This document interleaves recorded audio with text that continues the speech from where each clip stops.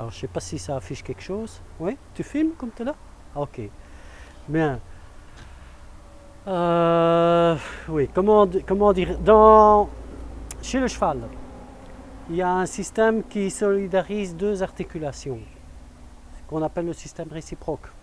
Et en fait, ce système, il est basé sur deux muscles qui, en réalité, ne travaillent plus comme des muscles, mais qui travaillent comme des cordes. Un peu la corde d'un arc, si vous voulez.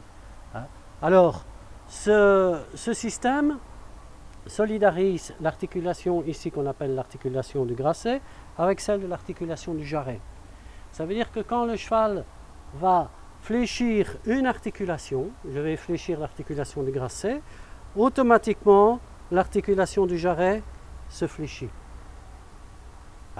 Alors, ce système est basé donc, comme je disais, sur deux muscles extrêmement fibreux, un à l'arrière qu'on appelle tendon fléchisseur superficiel, muscle fléchisseur superficiel, et un à l'avant dont le nom le plus commun c'est muscle troisième péroné.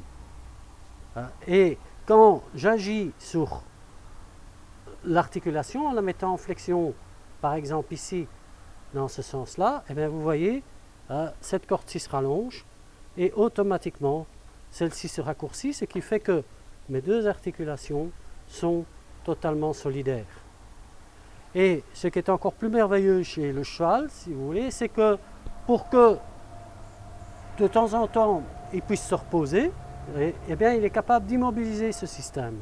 Et pour immobiliser ce système, il fait quoi? Eh bien, il a, comme chez l'homme, une rotule, et cette rotule, il peut la déplacer. Et à partir du moment où, ici, la rotule vient bloquer l'articulation du grasset, eh bien, automatiquement, puisque les deux articulations sont solidaires, l'articulation du jarret ne sait plus bouger non plus.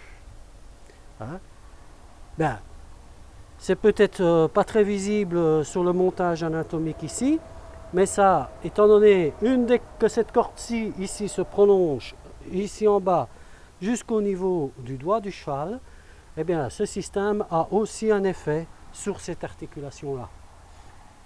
Donc, on a en fait simplement deux cordes avec un système de cheville bloquable, et on a un machin qui peut soit être très efficace en flexion-extension de façon automatique en se servant très peu d'énergie musculaire, soit au contraire tout le système se met hors repos et tout mon membre est bloqué de façon statique.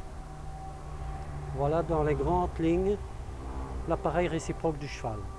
Ben, je dis bien dans les grandes lignes parce que ici le muscle fléchisseur superficiel, il y a quand même quelques fibres musculaires dedans. Ça veut dire que donc on a quand même un effet de ressort.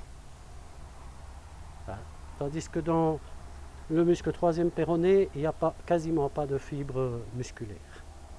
En plus, ça stabilise les articulations, étant donné la position des différentes insertions. Voilà, je ne sais pas, Patrick, tu veux rajouter quelque chose?